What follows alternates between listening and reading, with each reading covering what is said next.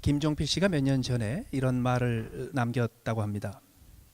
내가 실업인으로 갔으면 돈관이나 모았을 텐데 정치가는 허업입니다.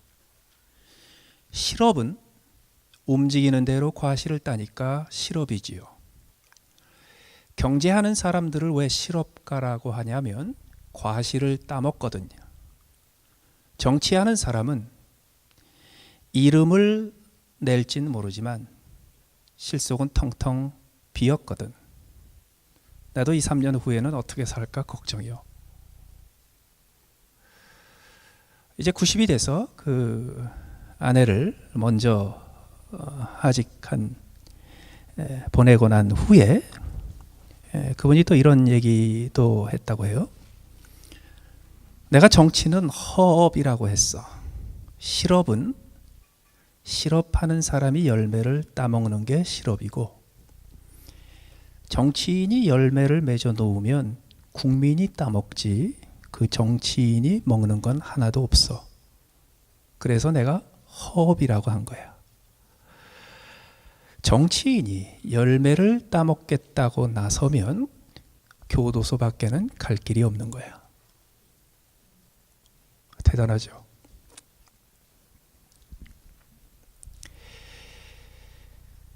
그런데도 불구하고 얼마 전에 한국의 현역 해군 장성이 무기 도입 과정에서 뇌물을 먹은 죄로 최초로 구속이 됐습니다. 몇 달 전에는 필리핀과 같은 해외 미군 부대에서 근무하고 있던 미국 장성들이 이 현지 사업가들에게 뇌물을 받은 혐의로 체포되기도 했습니다. 미국이나 한국이나 별 차이 없습니다. 한국에서는 이제 국무총리나 장관을 뽑기가 어려울 정도입니다. 5천만 명 전체 중에서 아무리 뒤져도 돈 문제에 있어서 깨끗한 사람을 찾기가 너무너무 어려운 겁니다. 심지어는 젊은 시절에 공직에 들어가 평생을 공직 생활을 한 사람 가운데서도 그런 사람을 찾는 게 너무 어려운 겁니다. 군인, 공무원, 정치인, 이런 사람들의 공통점이 뭡니까? 그들이 왜 청렴하게 살아야 합니까? 그들이 왜 일을 다 마치고 나서 할 일 다 하고 나서 빈털터리가 되어야 합니까? 그들의 공통점이 하나 있습니다.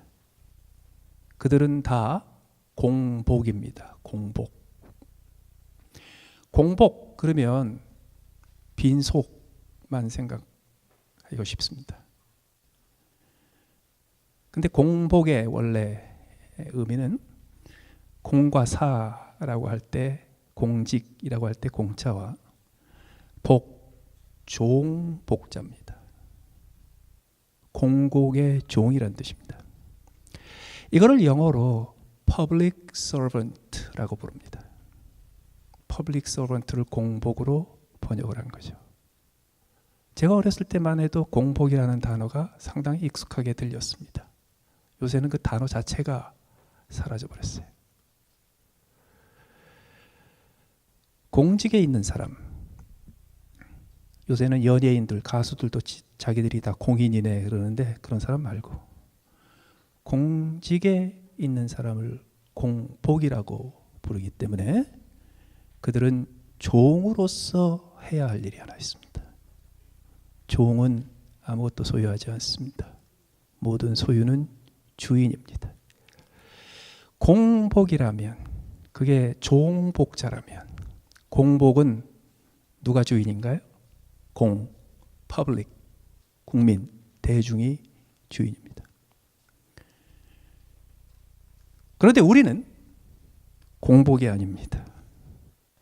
우리는 신복입니다. 우리는 하나님의 종입니다.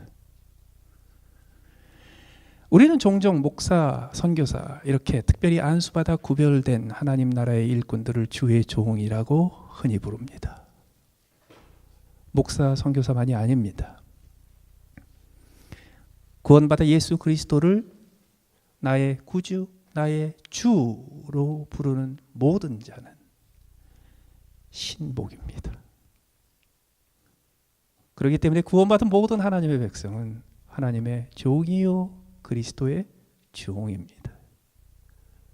그리스도의 종이라면 종답게 살아야 합니다. 종답게 사는 것에 아주 중요한 증거가 있습니다. 내 사익을 위해서 일하지 아니하고 나를 위해서 재물을 쌓지 않는 겁니다. 오늘 우리가 읽은 본문에 엘리사의 사환 게하시, 엘리사의 종 게하시가 등장합니다. 실패한 종입니다. 종으로서 하지 말아야 될 가장 결정적인 실수를 저지른 사람입니다. 어떤 실수입니까? 자기의 지위를 이용해서, 자기의 영향력을 이용해서 치부, 자기의 재산을 늘린 사람입니다. 오늘 이 엘리사의 종의 이야기를 통해서 성경 말씀을 통해 하나님이 우리에게 주시는 경고를 듣고 우리가 하나님의 종으로 살 때 엘리사의 종 게하시 같은 종이 아니라 하나님의 종 여호와의 사람 엘리사 같은 종이 될 수 있는 길을 찾아보려고 합니다. 오늘 본문은 나아만 장군이 나병의 치료를 받고 그리고 다시 엘리사에게 돌아와서 그 아람의 왕이 나아만 장군에게 같이 보내준 은 10달란트와 금 6,000개와 옷 10벌을 엘리사에게 감사의 표시로 드리려고 했습니다. 엘리사가 안 받습니다. 엘리사는 내가 여호와의 사심을 가리켜 맹세하노니 내가 안 받는다. 강권을 했습니다. 결국 안 받았습니다. 그래서 하나도 엘리사에게 드리지 못하고 그냥 떠났습니다. 그 후에 이어지는 얘기입니다. 그 장면을 보고 사환 게하시가 쫓아가서 받은 거죠. 뜯어낸 거죠. 어떻게 이런 일이 벌어졌습니까? 왜 이런 종으로서 치명적인 실수를 저지르게 됐습니까? 오늘 본문에서 그걸 하나하나 살펴봅니다. 20절 보십시오. 하나님의 사람 엘리사의 사환 게하시가 스스로 이르되, 종은 스스로 생각하고 스스로 물어보고 스스로 답하면 안 됩니다. 종은 주인이 생각하는 대로 행동해야 합니다. 주인의 생각과 종의 생각이 다를 때 종의 생각을 꺼야 합니다. 종은 스스로 묻고 스스로 답하지 않습니다. 종이 할 수 있는 일은 오직 하나뿐입니다. 주인에게 묻는 겁니다. 주인의 생각을 말로 듣는 겁니다. 그리고 그 말에 순종하는 겁니다. 게하시가 이런 치명적인 실수를 저지르게 된 시작이 바로 이겁니다. 스스로 이르기를. 스스로 생각하고 스스로 판단하고 스스로 물어보고 스스로 답했을 때 어떤 결론이 났습니까? 내 주인이 이 아람 사람 나아만에게 면하여 주고 그가 가지고 온 것을 그의 손에서 받지 아니하였도다. 무슨 말입니까? 옳지 않다는 겁니다. 종은 옳고 그른 것을 판단해서는 안 됩니다. 종은 주인이 이 말씀을 하셨나 안 했나만 판단해야 합니다. 왜 그런지 아십니까? 종과 주인의 큰 차이가 하나 있습니다. 주인이 명하는 것을 종은 이해하지 못합니다. 10분의 1도 이해하지 못합니다. 종이 하는 일이 주인의 일에서 어느 만큼의 부분을 차지하는지도 알지 못합니다.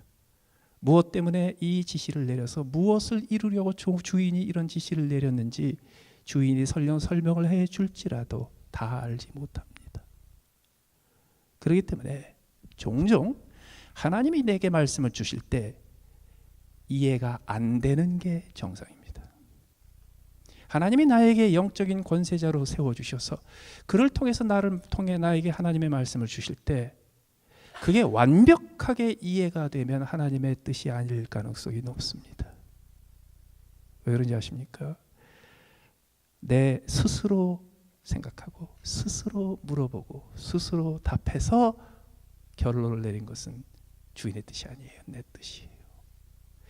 그런데 그것이 내가 보기에 옳단 말이죠. 이것은 객관적으로 옳다는 말이죠. 이것은 만천하에 누구에게 물어봐도 상식적으로 옳다는 말이죠.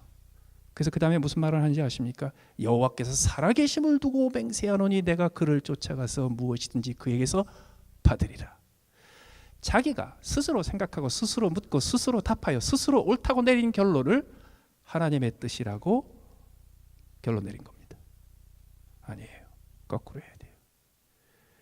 하나님한테 물어봅니다. 주님께 물어야 합니다.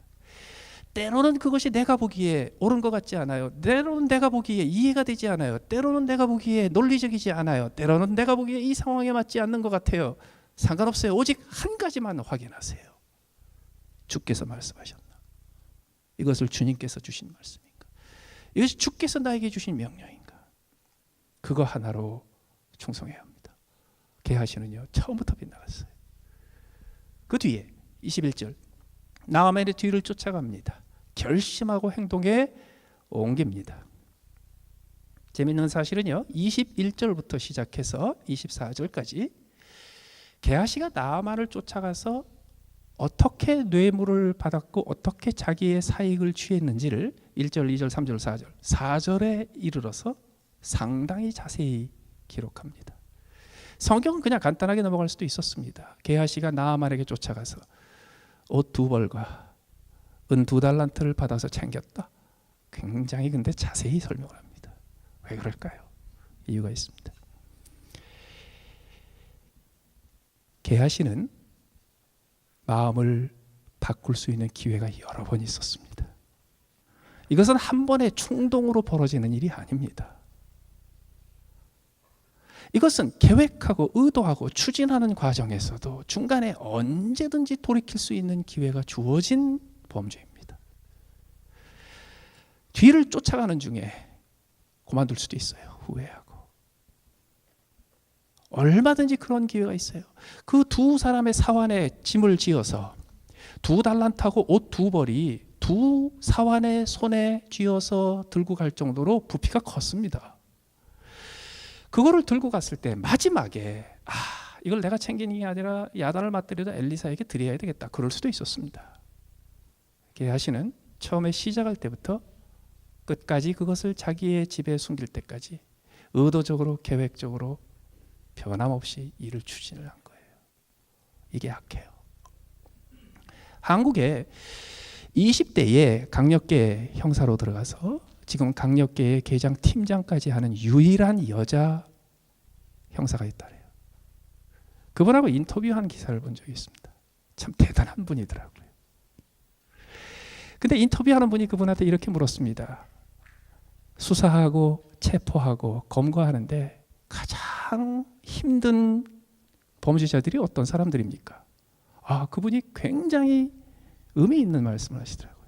그분이 이렇게 얘기하세요. 흔히들 조폭들이 제일 까다로울 거라고 생각하는데 사실은 조직폭력배들이 제일 쉽습니다. 왜? 그들은 말이 통합니다.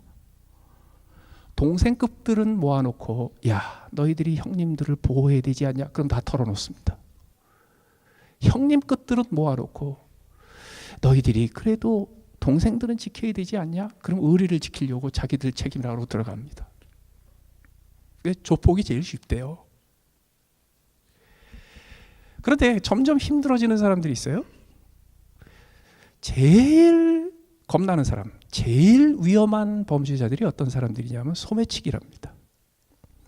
그래서 형사들이 범죄자에게 칼에 맞아가지고 죽었다, 경찰이 죽었다. 그런 경우는 10중 8구 소매치기 때문이래요. 왜 그러냐면 소매치기는 현장만 벗어나면 탈이 없어요. 그래서 현장을 벗어나기 위해서 무슨 짓이라도 한다는 거예요. 그 소매치기가 제일 위험하대요. 소매치기 붙잡을 때. 살인자는 어떠냐? 살인자는 원래 악한 사람들이 아니래요. 살인을 한 사람들의 대부분은 충동적으로 그때 눈이 뒤집혀서 정신이 나가서 그때 미쳐서 살인한 경우가 대부분이랍니다. 그 순간을 제외하고 그 전이나 후에는 평범하고 보통 사람들, 좋은 사람들이래요. 그래서 살인자를 잡고 수사를 할 경우에는 오히려 그렇게 어렵지 않답니다. 그런데 가장 힘든 범죄자들이 어떤 사람들이냐면 처음부터 끝까지 악한 사람. 어떤 사람들이냐면 사기꾼들이래요. 왜? 사기는 충동으로 할 수가 없습니다. 사기는 계획을 해야 되고, 계획을 점검해야 되고, 리허설을 해야 되고, 사람들을 팀을 만들어야 되고, 그것을 조직을 해야 되고, 그거를 치밀하게 날짜를 계산해서 추진을 해야 되고, 그거를 몇 달에 걸쳐서 몇 년 동안을 해야 될 때가 많대요. 이거를 해낼 수 있는 사기꾼들은 그래서 상당히 오랫동안 일관적으로 악하지 않으면 못한답니다. 그래서 사기꾼들이 제일 힘들대요. 악하대. 비슷해요. 여러분, 베드로가 칼을 빼가지고 예수님 잡힐 때 말고의 귀를 잘랐습니다. 왜요? 충동이었어요. 베드로가 불가에서 도전받았을 때 예수님 3번 부인했습니다. 순간적인 충동입니다. 그런데 가룟 유다는 계획합니다. 추진합니다. 찾아갑니다. 여러 시간에 걸쳐서 대제사장들과 협상합니다. 30개의 은전을 계산해서 받습니다. 그거를 숨겨놓습니다. 그리고 약속한 계획에 따라서 정확한 시간에 군사들을 이끌어서 자기의 선생님에게 인도합니다. 종류가 달라요. 오늘 게하시가 보여준 일이 바로 그거예요. 문제는 뭐냐면 이런 과정에서 혼자 할 수 없다는 거예요. 이런 과정에서 21절 나아만의 뒤를 쫓아가니 전력을 다해야 돼. 나아만이 자기 뒤에 달려옴을 보고 수레에서 내려 맞이하여 이르되 평안이냐 하니, 여기서 보면 말이죠, 종 게하시보다 나아만이 훨씬 종다워요. 달려오는 종의 모습을 보고요, 그것을 수레 위에서 앉은 채로 맞아주질 않아요. 내려와요. 아람이라는 이 하나님의 백성도 아닌 이 나라가 이 시기에 하나님의 은혜를 입었던 이유가 여기 있어요. 나아만과 그 왕이 하나님의 백성보다 더 은혜로워요. 22절 그가 이르되 평안이이다. 우리 주인께서 나를 보내시며 말씀하시기를 지금 선지자의 제자 중에 2 청년이 에브라임 산지로에서부터 내게로 왔으니 청하건대 당신은 그들에게 은 1달란트와 옷 2벌을 주라 하시더이다. 여러분, 이 말을 나아만이 들었을 때 믿었을까요? 안 믿었을까요? 저는 이렇게 믿습니다. 그 정도 수준이라면 말 딱 듣자마자 아, 요거 작업하는구나. 압니다. 조금 전에 만나본 엘리사가 어떤 분이었는데 그렇게 강권을 내서 받으라고 그랬는데도 칼같이 잘랐던 분인데 그분이 이런 말씀하실 리가 없죠. 여러분, 치밀하게 계산해서 치밀하게 추진을 했어도 자기 혼자만 보기에 완벽하지요. 선수들이 보면 한눈에 압니다. 거짓말이에요. 그런데도 불구하고 나아만은 거기에 넘어가 줍니다. 오히려 23절에 나아만이 이르되 바라건대 2달란트를 받으라. 1달란트가 아니라 2달란트를 줍니다. 그를 강권하여 은 2달란트를 2전대에 넣어 매고, 여러분 여기서 말하는 이 2달란트는 은전 1-2개가 아닙니다. 큰 전대에 넣어야 될 만큼 엄청난 금액입니다. 수십만 불, 수백만 불에 해당되는 겁니다. 옷 2벌을 아울러 왕이 나아만 장군에게 선물할 것을 보냈을 때 은 10달란트와 금 6,000개와 옷 10벌이었습니다. 그 얘기는 뭐냐면 은 10달란트의 가치와 금 6,000개의 가치가 비슷하고 옷 10벌의 가치가 비슷합니다. 그래서 여기서 말하는 이 옷은 일상생활에서 입는 옷이 아닙니다. 이것은 생활할 때, 활동할 때 입는 옷이 아니에요. 이것은 재산입니다. 이거를 한 10만 불, 20만 불짜리 밍크 코트 같은 겁니다. 그래서 이것은 평생에 입을 수 있는 기회는 몇 번 없습니다. 이것은 재산 가치로 두는 겁니다. 그걸 싸서 준 거예요. 더군다나 2 사환을 같이 붙여서 그들이 게하시 앞에서 지고 갑니다. 24절 언덕에 이르러서는 게하시가 그 물건을 2 사환의 손에서 받아 집에 감추고 그들을 보게 보내 가게 했어요. 나아만이 한눈에 아, 이놈 거짓말이구나 아는 것처럼 그 밑에 있었던 사환 둘도 왜 몰랐겠습니까? 다 들통나는 거예요. 여러분, 아무도 안 봐도 하나님이 보셔. 이거 어떻게 깨닫는지 아세요? 아무도 안 보는 일은 없어. 누군가가 반드시 보게 돼 있어. 이걸 깨달아야 돼요. 하나님 앞에 숨길 게 없어. 하나님 앞에 아무것도 숨기지 못해. 이걸 우리가 자연적으로 배우는 거 아닙니다. 하나님이 다 보시는데 내가 어떻게 하나님 앞에서 그런 짓을 할 수 있어? 그건 그런 짓 했다는 뜻입니다. 하나님이 나를 보고 계신다는 거 어떻게 깨닫는지 아십니까? 야, 사람 눈 피할 수 없어. 여기서부터 깨닫는 거예요. 하나님이 무서운 분이고 하나님이 인자한 분이라는 것을 어떻게 깨닫습니까? 성경 말씀을 통해서, 기도를 통해서 하나님의 그 따뜻한 사랑의 빛을 받아서 그런 거 아니에요. 2살, 3살, 4살 때 엄마 앞에 아빠한테 야단 맞고 엄마 아빠한테 사랑을 받고 그걸로 배우는 거지. 사람들이 다 알아요. 계속 거짓말은 쌓입니다. 25절 들어가 그의 주인 앞에 섰습니다. 엘리사가 이릅니다. 게하시야 내가 어디서 오느냐 대답하되. 어디서 오느냐 그랬잖아요. 어디 갔냐가 아니에요. 어디서 오느냐. 그러니까 간 거 이미 알아요. 그런데 거기다 뭐라 그랬어요? 당신의 종이 아무데도 가지 아니하였나이다. 끊임없이 계획적인 거짓말이 생기는 거예요. 그렇기 때문에 공익, 하나님 나라의 이익보다 자기의 치부를 위해서 하나님 나라의 일을 사용하는 사람은요, 끊임없이 거짓말이 쌓이게 됩니다. 그리고 하나님만 아시는 게 아니에요. 주변의 모든 사람들이 알아요. 특히 주인이 알아요. 주인은 정말 잘 압니다. 가게 주인은 종업원들이 뭐 하는지 정말 잘 압니다. 26절 그때 엘리사가 말합니다. 한 사람이 수레에서 내려 너를 맞이할 때 내 마음이 함께 가지 아니하였느냐. 성령께서 나로 하여금 알게 하셨다. 하나님께서 내 눈을 열어서 네가 나만 장군을 만날 때 그 장면을 보여주셨다가 아니고 그때 내 마음이 함께 가지 아니하였느냐라고 얘기하죠. 그 얘기는 뭐냐 하면, 야, 나 정도 이 위치에 봐봐. 안 봐도 다 알아. 너 갑자기 내가 찾았는데 없다고 그러대. 내가 즉각 알지. 훤하게 알지. 압니다. 그럴 때 이 게하시에게 끊임없이 하나님도 기회를 주시고 그 계획을 수행하는 과정에서 언제든지 그거를 돌이켜서 만회할 수 있는 기회를 주다가 마지막으로 기회를 줍니다. 뭐예요? 내가 어디서 오느냐, 어디로 가느냐, 너 어디 갔냐, 너 왜 자리를 비웠냐가 아니고 네가 어디 갔다가 어디서 오느냐, 이걸 물었어요. 그거 벌써 알아차려야 됩니다. 아담과 하와가 범죄를 저질렀습니다. 동산 서늘할 때 동산 가운데를 거니시는 하나님께서 찾습니다. 아담아 내가 어디 있느냐. 내가 숨었습니다. 부끄러워서. 그와 비슷한 거예요. 그때 하나님 앞에 나와서 하나님 제가 잘못했습니다. 이랬으면 되는 거예요. 마지막 순간에 내가 어디서 오느냐라고 말했으면 벌써 알아차려야 돼요. 오, 알고 계시는구나.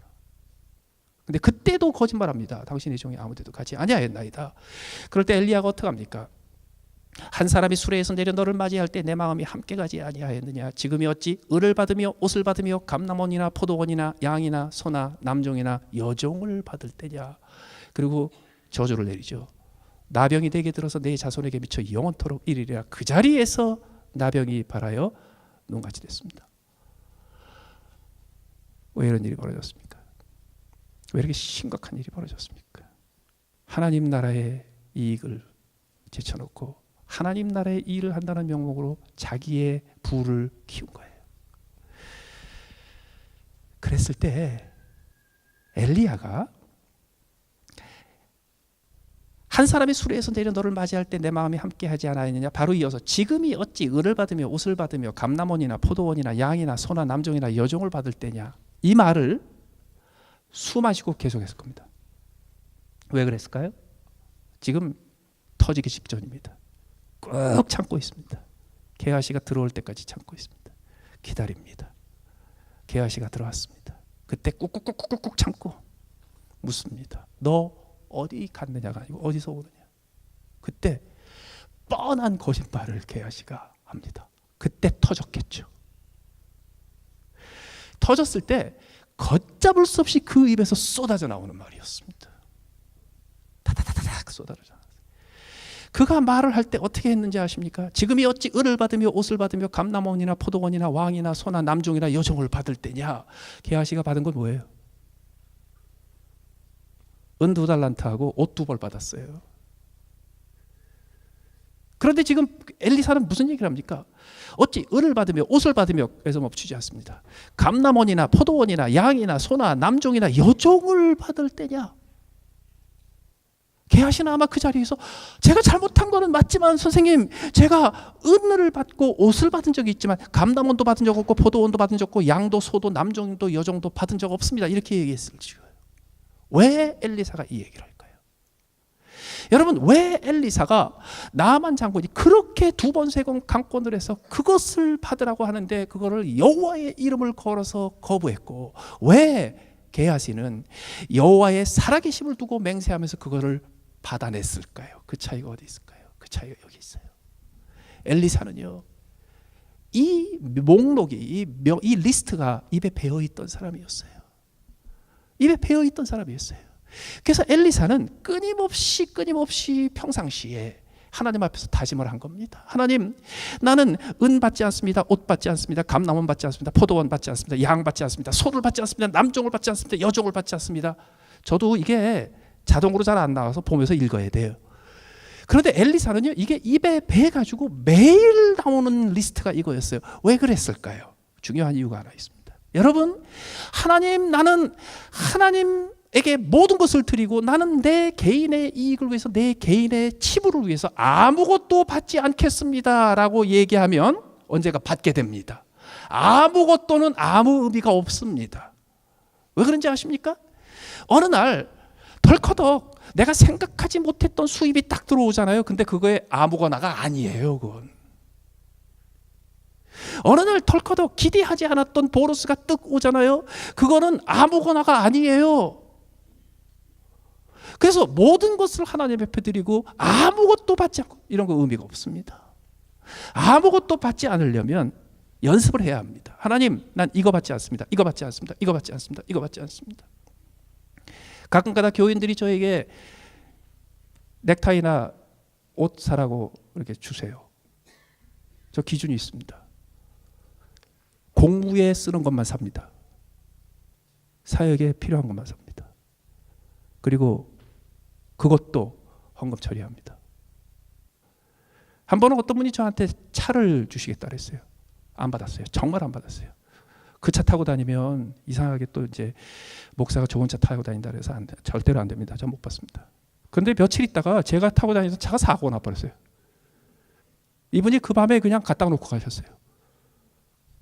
그 다음부터도 제 개인 소유로 하지 않습니다. 공무용으로 합니다. 엘리사도 마찬가지입니다. 엘리사도 거처할 집을 선물로 받은 적이 있습니다. 엘리사도 먹을 것, 다양한 것을 기부를 받은 적이 있습니다. 근데 엘리사는 분명했습니다. 그것이 하나님의 나라를 위해서 일하는 과정에서 쓰는 하나님 나라에 필요한 것이기 때문에 그것이 자기 것이 아니에요. 그것을 자기 것으로 삼은 적이 없어요. 그랬을 때 엘리야가 어떻게 그 선을 지켰느냐 말이죠. 엘리야는 구체적으로 그것을 입에 되뇌고 있었습니다. 그렇기 때문에 우리는 하나님 앞에서 하나님, 모든 것이 하나님의 것입니다라고 하나님을 주인으로 인정하고 그리스도를 주인으로 인정했으면 그 다음에 모든 것, 아무 것 이렇게 얘기하면 안 됩니다. 하나님 앞에서 하나님 앞에 정확하게 얘기해야 합니다. 내 월급, 내 보너스, 내가 오버타임 받는 것, 내가 재산 정리하는 것, 내가 현재 가지고 있는 내 재산 목록 하나하나를 결정해서 하나님, 요거는 사용용입니다. 요건 공적인 용도입니다. 하나님, 요거는 하나님 것입니다. 하나님, 이것은 내 것이 아닙니다. 이거를 해야 돼요. 그래서 그걸 되뇌이고 다니지 않으면 어느 날 덜커덕 모르는 채 당합니다. 노무현 대통령이 막 취임했을 때, 그때 워싱턴 DC에서 한국에서 파견된 여러 공직자들과 함께 늘 일주일에 한 번씩 성경 공부를 하고 있었습니다. 그때 막 이런 주제가 나왔었어요. 거기에 있는 30대의 젊은 과장들이 이런 얘기를 하더라고요.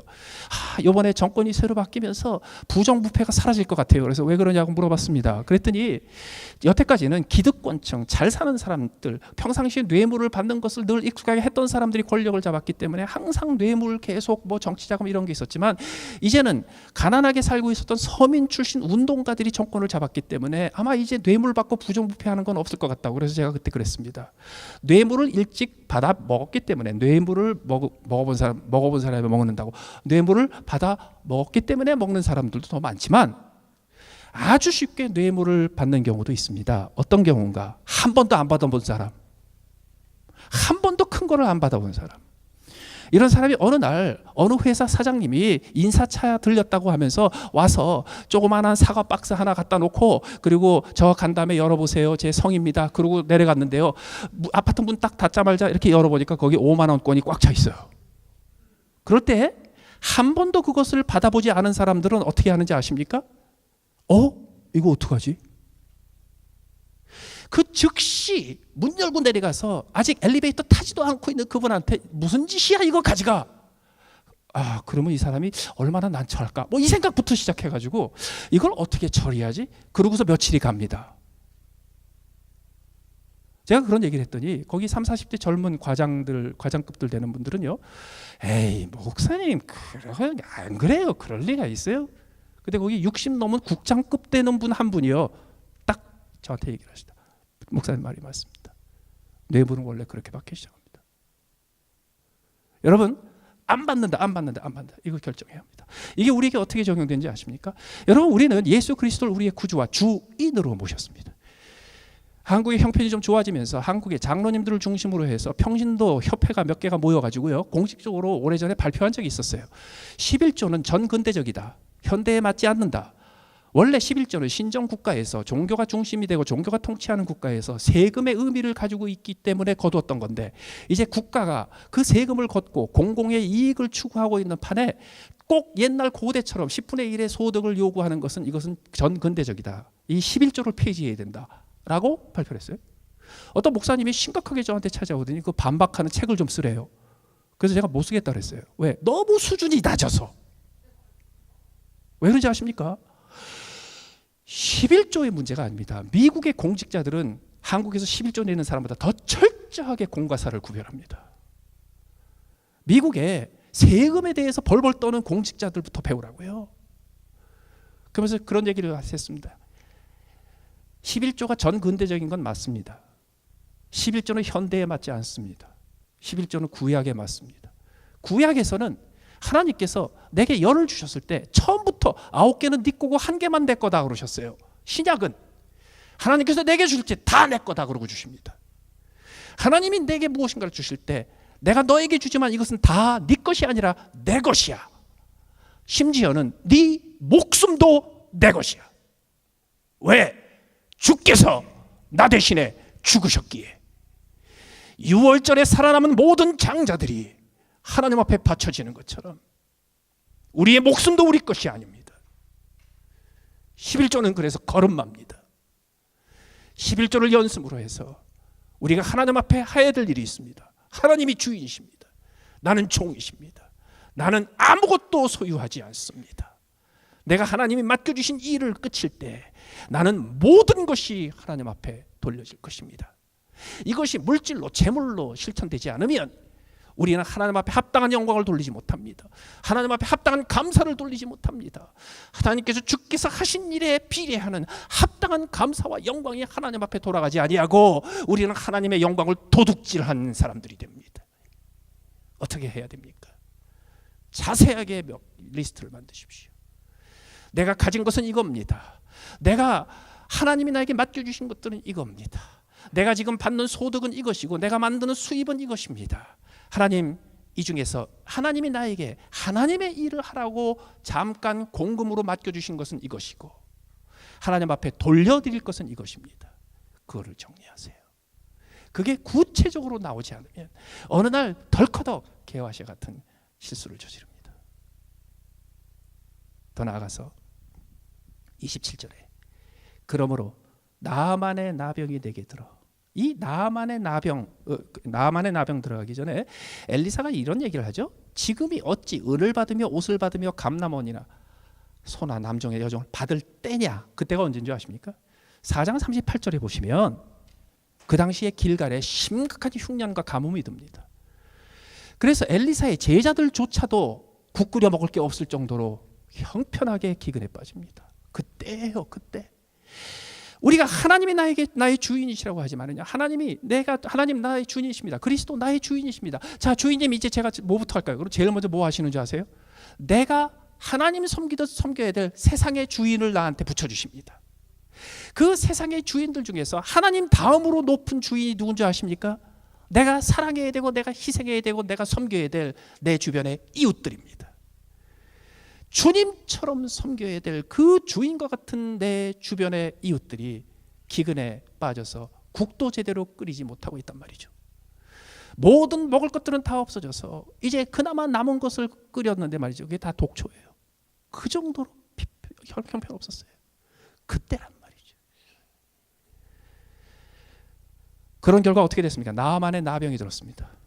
나아만의 나병이 네게 들어 네 자손에게 미쳐 영원토록 이르리라 하니 게하시가 그 앞에서 물러나오며 그 자리에서 나병이 발해서 눈같이 되었습니다. 나중에 8장에 가서 보면 게하시가 다시 왕 앞에 나갑니다.